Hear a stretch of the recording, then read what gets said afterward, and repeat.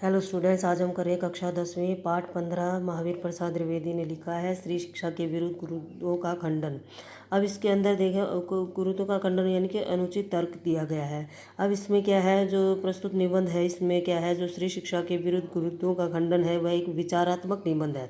इसमें विचार रखे हुए हैं। इसमें निबंधकार ने क्या है, नारी शिक्षा का समर्थन करते हुए उन लोगों को क्या है करारी चोट दी है जो इनका विरोध करते हैं। द्विवेदी जी ने क्या है, इस बात का दुख है कि आजकल तो कुछ लोग ऐसे भी हैं जो स्त्रियों को पढ़ाकर क्या है उनके और गृह सुख को क्या है नाश का कारण समझते हैं।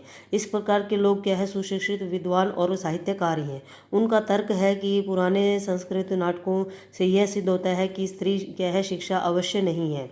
वे शकुंतला का उदाहरण देते हुए कहते हैं कि शकुंतला यदि अनपढ़ होती तो क्या है अपने पति के लिए क्या है कटु वचन कदापि नहीं बोलती, कि कड़वे वचन कभी नहीं कहती वो।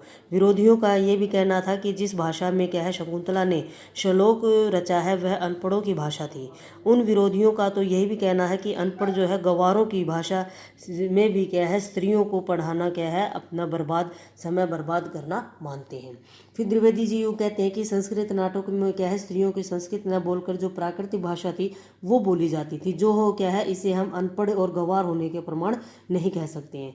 यूँ तो कई स्थानों पर वन्य प्राणी भी क्या है संस्कृत का प्रयोग करते थे, जो थे कालिदास के समय में भी क्या है सभी शिष्य संस्कृत बोलते थे। लेकिन स्त्री शिक्षा विरोधियों से यह पूछा जाता है कि इस बात का क्या प्रमाण है कि प्राचीन काल में जो प्राकृत बोलचाल की भाषा नहीं थी, संपूर्ण बौद्ध और जैन साहित्य जो थे वो प्राकृत में ही क्या थे लिखे गए थे। जो भगवान शाल्य थे उन्होंने भी अपने उपदेश क्या है प्राकृत भाषा में ही दिए थे। उनके जो थे सेतुबंध महाकाव्य, कुमारपाल चरित्र ग्रंथ आदि भी क्या थे प्रकृति में ही लिखे गए थे, प्राकृत भाषा में ही लिखे गए थे। इससे यह सिद्ध होता है कि जो प्राकृत भाषा है उस समय बोली थी और यह उस समय क्या है सर्वसाधारण की भाषा थी। उस काल में क्या है जो शोर सैनिक थे, मागधी थी, महाराष्ट्री थी, पाली थी आदि सभी क्या है भाषाएं प्राकृत थी। आज हिंद और जो है जो बंगला है वो भी ऐसी ही भाषाएं मानी जाती हैं। जिस समय आज हम हिंदी, मराठी और आदि भाषाओं को पढ़कर शिक्षित और विद्वान कहलाते हैं, उसी प्रकार उस काल में प्राकृत पढ़कर लोग विद्वान कहलाते थे। पुनः लेखक क्या कह रहा है, इस बात का तर्क देता है कि जब नाट्य शास्त्र संबंधी नियम बनाए जाते थे तब संस्कृत साधारण की भाषा नहीं थी। कुछ लोग तो क्या थे संस्कृत बोलते थे, इसलिए आचार्यों ने आम लोगों को और तथा स्त्रियों को प्राकृतिक भाषा बोलने का नियम बनाया था उन्होंने। फिर देखिए आगे क्या कह रहे हैं इसमें बेटा।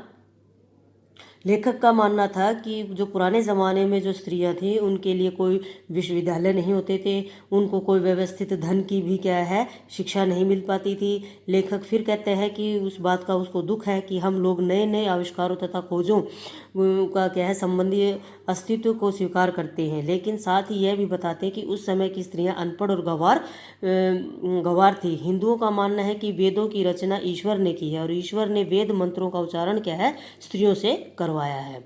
फिर हम ये कैसे कह सकते हैं कि स्त्रियों को क्या है पढ़ना पाप है। लेखक ने इस बात का विश्वास भी कराया है कि स्त्रियां क्या हैं अन्य सभी काम भी कर सकती हैं, केवल पढ़ नहीं सकती। फिर क्या कहते हैं,